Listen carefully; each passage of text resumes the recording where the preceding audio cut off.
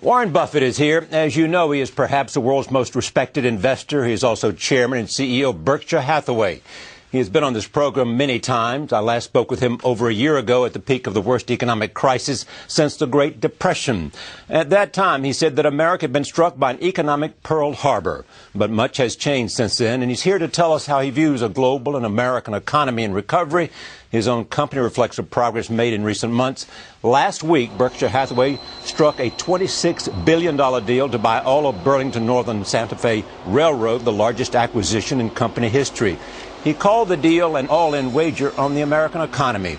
He's in New York for a town hall event that he held with Bill Gates at Columbia University yesterday.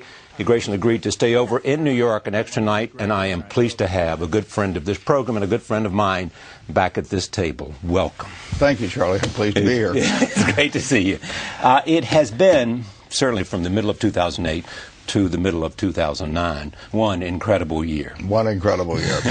And one to a lifetime, I hope. Yes.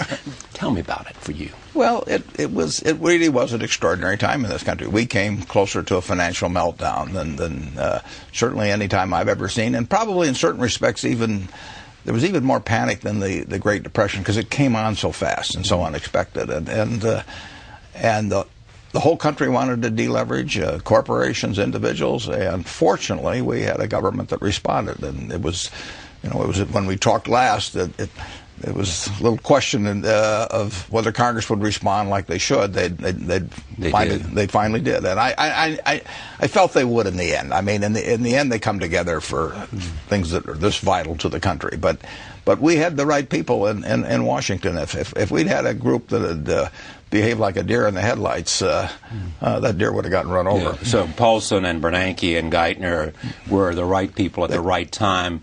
And you don't know what might have happened if others had been in those positions of power. No, I can think of others. I'm not going to name them, but I can think of others where the ending would have been with us in the abyss rather than just peering down into it. You made some investments during that period, right? General Electric, Goldman Sachs. But you just pulled out the big elephant gun. We may have used most of our powder in that. Well, you said I stretched to the last nickel for this one. Yeah. Why did you do it? Well, I felt it was an opportunity to buy a business that is going to be around for 100 or 200 years. That's interwoven with the American economy in a way that if the American economy prospers, the business will prosper. It is the most efficient way of moving goods in the country. It's the most environmentally friendly way of moving goods, and both those things are going to be very important. But the biggest thing is the United States is going to do well. I mean, we can't move the railroad to China or India. At least I haven't figured out how to do that. So it's a little like the Rivers of that song about New York. We have to make it here, or we can't make it anywhere. Frank Sinatra. But it does move it moves a ton of goods 470 miles on 1 gallon of diesel. It replaces a train replaces 280 trucks on the road, and it emits far less into the atmosphere that's damaging than trucking. And it moves 40%. I mean, when I'm talking about the whole rail industry, it moves 40% of the goods plus. And you have new port of entries like Houston that will bring in a lot of goods through the Panama Canal. And we're going to have more people in this country, and they're going to be using more goods over time.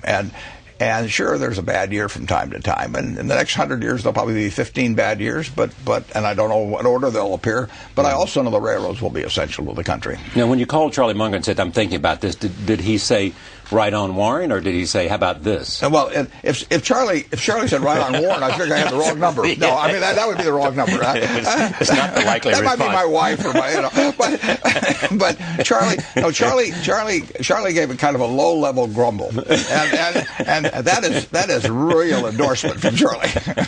But I mean, he also pointed out, it is said that there was this was a regulated industry. Sure. This was an industry that was capital intensive. Very capital intensive. This was an industry. You spend money. It was unionized. It was unionized. You spend money in this business regularly, every day. You're spending a lot of money, repair track, or add rolling stock, whatever it may be. So it's capital intensive, and it is regulated, and it will continue to be regulated. It will continue to be capital intensive. I think that what the service provided by railroads is so important in many ways. I mean, it it's the right way to move goods around the country to the extent that you can do it, and it's far more attractive in terms of global warming than using trucks, for example. So it will be here, and if we get a reasonable return on the added capital investment, because it'll take added capital investment, we'll do okay. And reasonable return's good enough? Reasonable return's good enough, Charlie. I mean, 50 years ago I was looking for spectacular returns, but I can't get them. I mean, we have $8 or $10 billion to invest every year, and we're in the utility business, and it's the same thing there. I mean, when we build electric generation or something of the sort, we shouldn't expect a spectacular return. We're building things that are essential to society, and people need our services. They really don't have any choice in the case of the electric utilities, for example, and sometimes in case of rail. And we should get a decent return on that. I mean, it's enough to encourage us to keep putting money into the business, but we're not entitled to spectacular returns. You carry coal. Well, that's a big one in terms of tonnage, very big. And if, in fact, we wean ourselves off coal, is that a big problem? Well, we will wean ourselves off coal over time, but we can't change the 40% of electric generation that comes from coal. We can't change that next week or next month or next year, but we will reduce it over time, and we should reduce it over time. And you can add other things to carry, and changes will be... There will be more grain to move, and there'll be more all kinds of chemicals or whatever it may be. There will be more things moving around this country 10 or 20 or 30 years from now. Knowing your idea about moats, is it a pleasing idea that no one is likely to get into the railroad business? Well, if they wanted to reproduce the Burlington Northern Santa Fe, it might take $100 billion or so, and and 100 billion years. They'd have to be a real sport. And they also are modernized today, are they not? Enormously, enormously. The railroads, take a railroad like BNSF, they're moving far more ton miles of product with less in the way of people, less in the way of fuel. Railroads have become far more efficient over the years. There were 1.5 million people employed in the rail industry after World War II.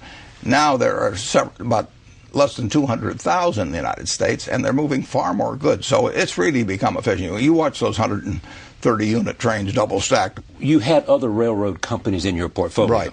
You're selling them? I've already sold them. Yeah, I've done that just to facilitate the transaction. I think they're good investments, but I would have held them if this hadn't happened. When you look at the future, there's also the argument made that this is something that goes with your philosophy today. Get out of cash and get into assets, because we don't know what's going to happen to the dollar. Well, cash is always a bad investment. I mean, when people said cash is king a year ago, I mean, that's crazy. I mean, cash wasn't producing anything, and it was sure to go down in value over time. On the other hand, you always want to be sure you have enough. I mean, it's like oxygen. You want to be sure it's around, but you don't need to have excessive amounts of it around. And cash, we will always have enough cash around. But anytime we have surplus cash around, I'm unhappy. I mean, I would much rather have good businesses than cash. And we found a chance in the last year or thereabouts to deploy. We came in with something over $40 billion in cash, and we've got about $20 billion now, and we've had some earnings. So we put a lot of cash to work, and I like that. No, I'd much rather own a good business than have cash. And it is a hedge against the dollar? Well, you can say all assets are a hedge against the dollar. I mean, but all you know is that the dollar is going to be worth less 10, 20, 30 years from now. I say worth less, not worthless. Right. You want to watch that. But it will be, and that's true of almost every currency that I can think of. The question is how much it depreciates in value. But cash is not a place that. Now, why is that?